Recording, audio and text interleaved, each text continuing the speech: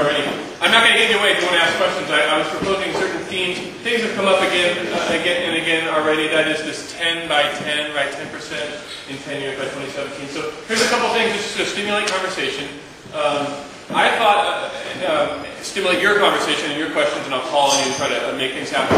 But I did want to start out. I thought a useful thing to do. I thought this was a neat transition actually in the three presenters, and I thought a useful thing to do would actually be to have you all say, what do you need? What do you need? This is a business community, and people. We're talking about supply side and demand side here. Well, what do you need? Why isn't the thing that you discussed already? Why hasn't it come to fruition? Why isn't it already realized? You guys talk about funding and scale. We can get to that stuff. But, what do you need? What does Alganomics need?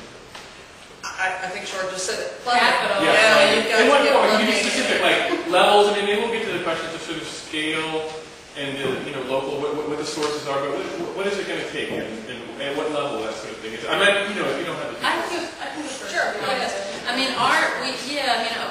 this has been formulating on our opportunity to evolve and startup. Probably a lot of you have been. It usually takes a good 2 or 3 years before you really get traction on what you're trying to do. I mean, unless you're just extremely funded from the very beginning. And so this project that we've been working on in Pennsylvania has been about 3 years, going on 3 years now. And we started this prior to the fall of 2008. So when that changed everything for everybody, and we kind of got this holding pattern because we had been seeking private funds and venture capital and that sort of thing. And after the fall of 2008, it took a minute before we all realized that what had happened. And so then we're talking about spring of 2009 and fall of 2009. And so we were just sort of beating our heads up against a wall at that point.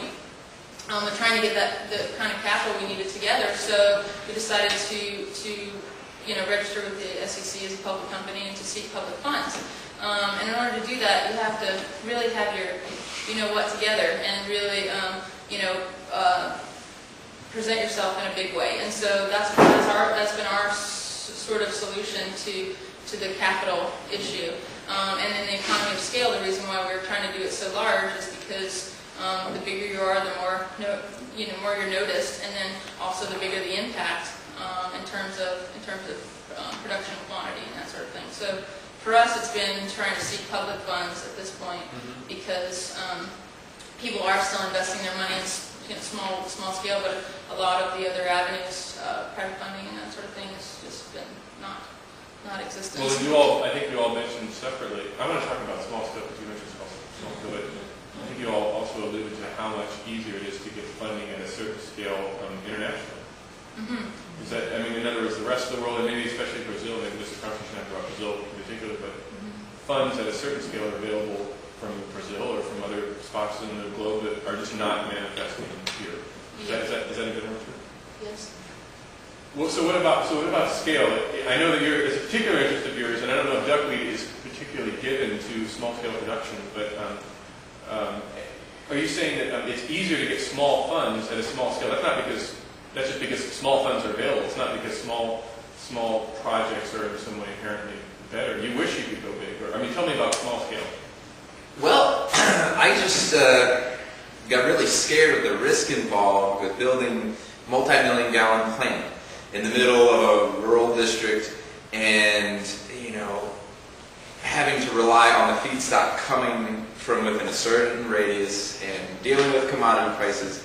When you play the big games like with soybeans and corn and cottonseed hulls, man, it is fierce competition at that level.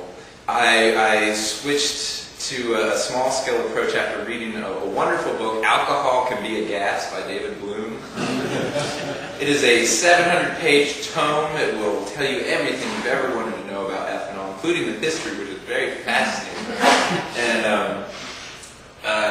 it is possible. Small is possible. It's actually the name of Lyle Estill's book, founder of Piedmont Biofuels. Kim said decentralized fuel infrastructure.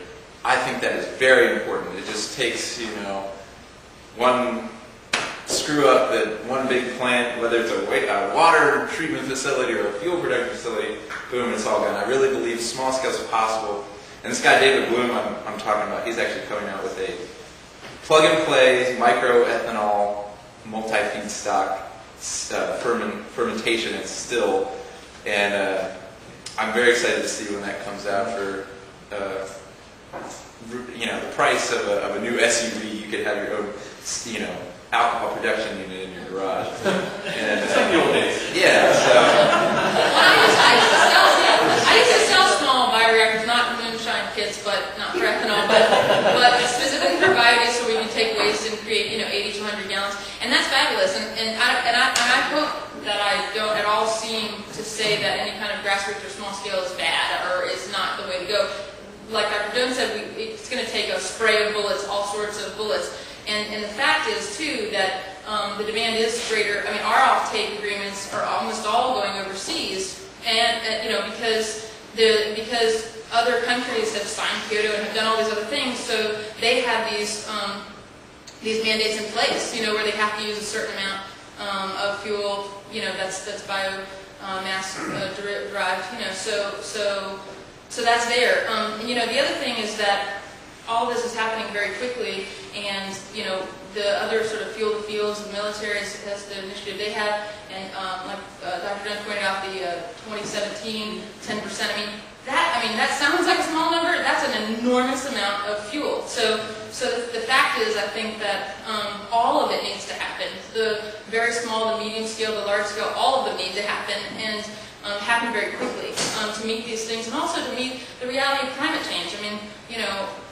It's real, it's happening, and we need to, we all need to, and we are doing, I think all of us doing our parts, but, in order for that shift to happen, there has to be another counterweight, and that counterweight is the large scale as well. So, I don't mean to seem at all like I don't, think grassroots efforts or smaller scale things are valuable. They're extremely valuable. And then the other thing too, which I'll just come forth with, is like, we're approached, our project in Pennsylvania is approached daily by Chevron and these other guys that are like, we'll basically buy you out. And it's like, no, we don't want our technology bought out and swapped. Like, because we'll do it in the sense that we don't understand it, and then we're just going to, kind of close it down. And so, we'll give them 49% of the company, and they can give us a ton of money. But the fact is that to avoid that happening, I think that the scale has to ramp up really quickly, because we're talking about a really embedded industry. As we all know, everything that we sit on, that we drink, that we eat, that we put on our body, so much of it is embedded in petrochemicals. And so, if you talk about the history of it, there's, it's not conspiracy theory, it's conspiracy fact. There's a real specific history to fuels and to the Rockefellers and Standard Oil funding prohibition, getting rid of ethanol. Rudolph Diesel showing up belly up in the English Channel just after he, made this engine that a farmer could run himself. These are all real specific things that happened, and I didn't make them up. and so if we look at that, like, these are some really determined people who have a lot of very, very deep pockets, and who are hell-bent not to let any of what we're doing succeed, and if it does, they want to buy it and shut it down. So all of it needs to happen. It's a small virus. One thing that's great about large scale too is you tend to have better quality control. You have to. When you get a bunch of small producers, especially with biodiesel, with ethanol, it's, if you just have to take the water out and hopefully it's a good quality, but coming to good quality biodiesel, you find a small producer who makes a bad batch and it ruins the whole industry. Exactly. So, and that's, it's just like last month with Leslie Hospital talking about small scale farmers. You got to pay all this money just to get certified with your good agricultural practices. Same with the small scale producer. You got to pay all this money to get your ASTM certification. Yes. So really only affordable at a certain level. Yes. What does Alganomics want? What do you want to get from the business community? What would be ideal for us? Well, I think from the business community, one thing that I need personally from my perspective is support as far as the business portion of it. And the Small Business Technology Development Center has been integral, and the North Carolina Biotechnology Center has been integral in giving me some business framework and foundation. As I said, I came from the science background end of it, so it's a whole different perspective of having to deal with the business plans and all that. I'm having a fascinating time learning about all of it, but it's quite an adventure. So I need, I think, not only just more funding, but for what, 5.7 billion gallons. And so to give you a perspective, it's got to be huge. Barr's got to go big or to make a big impact. And there's projects up in the Pamlico Sound area that we really like to get involved with. It's with the military. It's focusing on a large algae farm that's about 25,000 acres that they're proposing. And so we really need the business support to be able to make those kind of proposals and to be able to step up to that level and present our equipment and the process that we've got. So that's just anybody's kind of welcome to take a look at that. This is just dry algae. Just picking up on Matt's slide about the hog farm in eastern North Carolina in particular, what did each of the three of you, if you offer to hog farmers? Well, one, you now can produce a feed supplement to go along with whatever you're feeding your hogs currently. It sounds weird feeding duckweed, which has been growing on hog poop, to be fed back into them, but they've been doing it around the world for a long time. I'm not sure what the farmer has to do as far as water quality monitoring, but if you can clean up that water, there's less need for the lagoon itself. I'm just petrified. I mean, if anyone was here in the mid-90s, you had the big hurricanes come through and saturated our hog lagoons, and the Cape Fear River was a mine. I mean, dead aquatic life for hundreds of miles down the river. Hopefully, if we're removing these nutrients on a continual basis, then we lessen the threat of catastrophe. So, and the farmers can also grow their own fuel, which farmers are huge users of fuel. So, Especially diesel. Yeah, especially because everything's diesel on the farm. Well, and that's why Rudolph Diesel originally created the diesel engine. It's been modified to use petroleum-based diesel now, but originally it was made to run on peanut oil because he wanted the farmers to be self-sufficient. Imagine that.